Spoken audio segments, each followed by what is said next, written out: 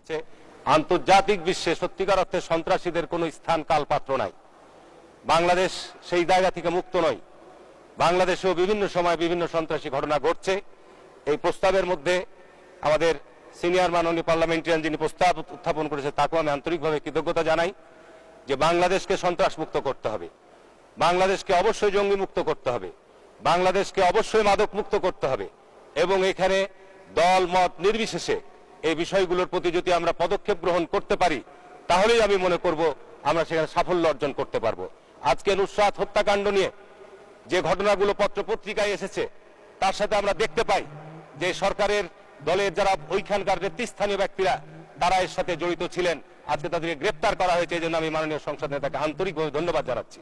যদি এইরকম দৃষ্টান্তমূলক সমস্ত জায়গাগুলিতে সন্ত্রাস দমন, বিভিন্ন জায়গায় যে সমস্ত ধর্ষণ নির্যাতন হচ্ছে সেই জায়গাগুলোতে যদি এই ধরনের দৃষ্টান্ত স্থাপন করা হয় অবশ্যই বাংলাদেশে আমরা সন্ত্রাস দমনের ক্ষেত্রে একটা সন্তোষজনক জায়গায় যেতে পারবো।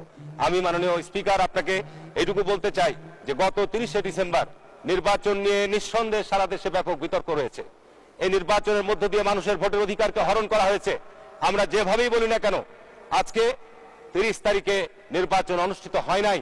আমরা মাত্র এখানে আজকে 5 জন সংসদ সদস্য শপথ গ্রহণ করে বিএনপি থেকে যে 5 জন এসেছি, এর আগে জাতীয় ঐক্যফ্রন্ট থেকে আরো 2 জন শপথ গ্রহণ করেছেন। আজকে এই 90 দিনের মেয়াদ শেষ হওয়ার শেষ দিনে আজকে এই সংসদে প্রবেশ করার জন্য আমাকে ব্যক্তিগতভাবে এবং আমার সঙ্গে যারা আমার সহকর্মীরা এসেছেন এটার জন্য আমাকে দলকে সম্মত করাতে অনেক কাঠখড়ি পোড়াতে হয়েছে, অনেক কষ্ট করতে হয়েছে। সারা দেশের মানুষ আজকে বিক্ষুব্ধ, অসন্তুষ্ট। তার কারণ জনগণের ভোটের মধ্য দিয়ে সরকার হোক গঠিত হোক, এইটি মুক্তিযুদ্ধের চেতনা। জনগণ একটি সরকারের ভোটের মধ্য দিয়ে সরকার গঠিত হোক, দেশে আইনের শাসন থাকবে, দেশে সুশাসন থাকবে, দেশে জনগণের প্রতিনিধির দ্বারা দেশ শাসিত হবে, এইটি আমরা প্রত্যাশা করি, দেশের মানুষ প্রত্যাশা করে। আমি মাননীয় সংসদ নেতা অনেক ক্ষেত্রে সাফল্য অর্জন করেছেন। আমি আশা করব আজকে আমরা সংসদে প্রথম এসেছি, এত তাড়াতাড়ি অস্থির হয়েন না।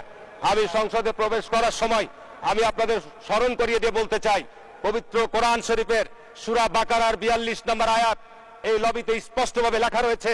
সেখানে পরিষ্কারভাবে আয়াতে তরজমায় বলা হচ্ছে যে আমরা সত্যের সাথে মিথ্যাকে মিশ্রিত করিও না, জানা সত্য সত্য গোপন করিও না। অন্তর থেকে বলতে হবে। আল্লাহ পাক কোরআনের পরিষ্কার বলছেন যে প্রকাশ্য এবং অপ্রকাশ্য বিষয় সম্পর্কে আমি জ্ঞাত। আমি জানি তোমরা প্রকাশ্য যা বলো অপ্রকাশ্য যা রাখো সমস্ত সম্পর্ক আমি জ্ঞাত। সুতরাং আমি অনুরোধ করব, আমি আপনাদের কাছে আহ্বান জানাবো, আমরা যারা মুসলমান অন্ততপক্ষে যারা কোরআন এবং সুন্নাহয় আমরা বিশ্বাস করি অন্ততপক্ষে এই বিষয়গুলোর প্রতি আমাদের অহংকার দম্ভিকতা নিয়ে কথা নয়, বাস্তব অবস্থায় দেশে যে সংকট সেই সংকট সমাধানের জন্য আমার নেত্রীকে আমি অনুরোধ করব সংসদ নেতাকে এ বিষয়ে আপনি দ্রুত কার্যকর পদক্ষেপ গ্রহণ করবেন। সারা দেশের মানুষ তাকিয়ে আছে, যাই বলেন না কেন। এখানে আমরা সংখ্যায় কম হতে পারি কিন্তু বাস্তব যেটি কথা আজকে দেশের 17 কোটি মানুষ কিন্তু জিম্মি, অসহায়। আজকে সারা দেশের মানুষের গণতান্ত্রিক অধিকার হরণ করা হয়েছে। এই সাম্প্রতিক সময়ে যে উপজেলা নির্বাচন হয়েছে সমস্ত রাজনৈতিক দল বর্জন করেছে। আপনারাই প্রার্থী দিয়েছেন, আপনারা বিরোধী প্রার্থী দিয়েছেন, তারপরও সেখানে 5% লোক ভোট কেন্দ্রে যায় নাই। তার মানে মানুষ এইখানে আজকে কি অবস্থায় রয়েছে এটি নিশ্চয়ই আমাদের উপলব্ধিতে আসা উচিত।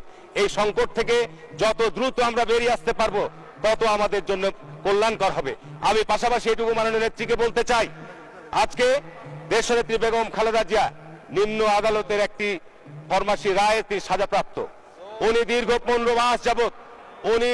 15 মাস যাবত উচ্চ আদালত থেকে জামিনের জন্য প্রচেষ্টা চালিয়ে আসছেন। বাংলাদেশে নিম্ন আদালত থেকে অত্যন্ত জঘন্যতম বিভিন্ন মামলায়, খুনের মামলা, হত্যার মামলায়, ধর্ষণের মামলায়, মাদকের মামলায় যারা সাজাপ্রাপ্ত হয়েছে উচ্চ আদালত থেকে সকলে জামিন পেয়েছে। মাননীয় সংসদ নেতা আপনার প্রতি আমি বিশেষভাবে অনুরোধ করব, উনি আজকে 73-74 বছর বয়স্ক বৃদ্ধা, উনি আজকে হুইল চেয়ারে চলাফেরা করছেন।